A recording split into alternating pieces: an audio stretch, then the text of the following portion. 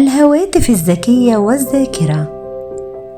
فاكر آخر مرة حفظت فيها رقم تليفون أو ميعاد مهم من غير ما ترجع لموبايلك؟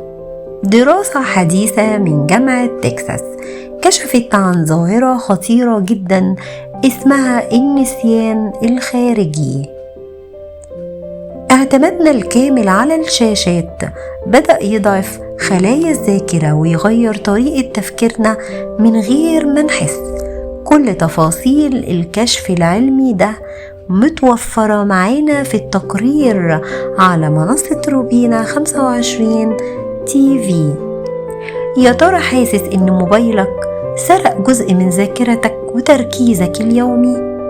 سيبولنا رأيكم وتجربتكم في التعليقات، وما تنسوش متابعة منصة روبينا 25 تي في علشان يوصل لكم كل جديد ومهم.